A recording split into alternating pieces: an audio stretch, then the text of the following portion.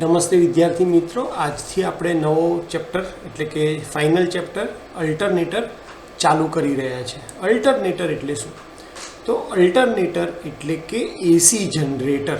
Simple શબ્દોમાં કહીએ તો એવું જનરેટર, એવું મશીન કે જેનાથી આપણે એસી સપ્લાયને જનરેટ કરી શકીએ છીએ. તો સારી વસ્તુ કહેવાય કે ભાઈ આપણને એસી સપ્લાયની જરૂર પડે જ છે. એનો મતલબ કે આ પાવર પ્લાન્ટની અંદર યુઝ થતું હશે પાવર પ્રોડ્યુસ કરવા માટે, કારણ કે પાવર પ્લાન્ટમાં પણ તો આપણે એસી સપ્લાય જનરેટ કરીએ છીએ. પણ અહીંયા અલ્ટરનેટર જે છે એની એક ખાસિયત છે. શું ખાસિયત છે? કે એ એસી સપ્લાય ત્યારે જ જનરેટ કરી શકે છે જ્યારે આપણે એને બહારથી ડીસી સપ્લાય આપીએ. તો કોઈને થાય કે ભાઈ ડીસી સપ્લાય આપો અને એસી સપ્લાય મળે તો આ તો ઇન્વર્ટર જેવું કામ થયું કહેવાય. તો હા, તમે પાર્શિયલી સાચા છો, 30-40%. પણ તમને યાદ હોય તો જનરેટર કોને કહેવાય? કે મિકેનિકલ એનર્જીનું ઇલેક્ટ્રિકલ એનર્જીમાં કન્વર્ટ કરનાર સાધનને આપણે જનરેટર કહીએ છીએ. અને એટલા માટે જ્યારે આપણે આની અંદર શું કરશું તો કે પહેલાં મિકેનિકલ એનર્જી આપશું, એટલે કે એના રોટરને ફેરવશું, એના રોટર ઉપર ડીસી સપ્લાય આપશું અને સ્ટેટર ઉપરથી આપણને એસી સપ્લાય મળશે. ઇન્ટ્રોડક્શનમાં તમને એના વિશે આટલો આઈડિયા હોવો જોઈએ કે અલ્ટરનેટર એ એક પ્રકારનું એસી જનરેટર છે જે મિકેનિકલ એનર્જી અને ડીસી સપ્લાયને લઈ અને એસી સપ્લાય પ્રોડ્યુસ કરીને આપે છે. ડીસી જનરેટર ડીસી વોલ્ટેજ અને એસી જનરેટર જે હોય એ એસી વોલ્ટેજ પ્રોડ્યુસ કરી શકે છે. આ એસી જનરેટરની ખાસિયત એ છે કે એ સિંક્રોનસ સ્પીડ ઉપર ફરતું હોય છે અને એટલા માટે એને સિંક્રોનસ જનરેટર પણ કહેવામાં આવે. અહીંયા તમે અલ્ટરનેટરના અલગ અલગ પાર્ટ્સ જોઈ શકો છો. અલ્ટરનેટર એ ફેરાડેના લો ઉપર કામ કરે છે, એટલે કે ફેરાડેના નિયમ પ્રમાણે કામ કરે છે. શું હતો ફેરાડેનો નિયમ? તો ફેરાડેનો નિયમ એવું કહે છે કે જ્યારે પણ તમે કોઈ પણ મેગ્નેટિક ફિલ્ડની પાસે કંડક્ટરને લઈ જાઓ, કંડક્ટરથી એને મેગ્નેટિક ફિલ્ડને કટ કરો, ત્યારે એમાં ઈએમએફ પ્રોડ્યુસ થાય છે.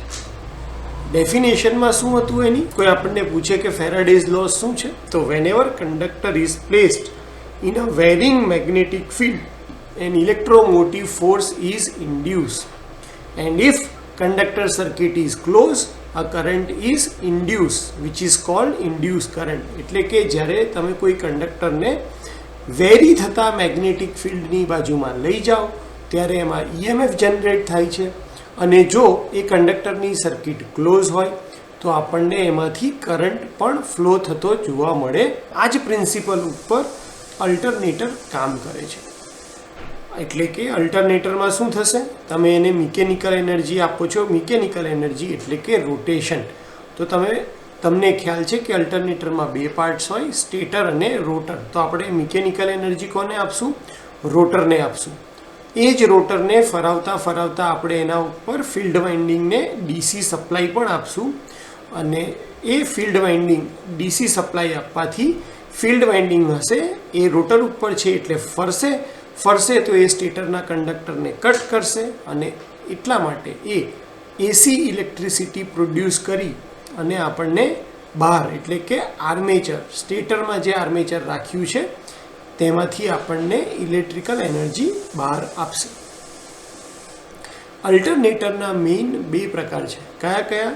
તો પહેલું કે જેમાં આર્મેચરને રોટેટિંગ રાખવામાં આવે છે અને ફિલ્ડ જે હોય તમારું ફિલ્ડ સર્કિટ એને સ્ટેશનરી રાખવામાં આવે છે. અને બીજું કે આર્મેચરને સ્ટેશનરી અને ફિલ્ડ સર્કિટને રોટેટિંગ રાખવામાં આવે છે.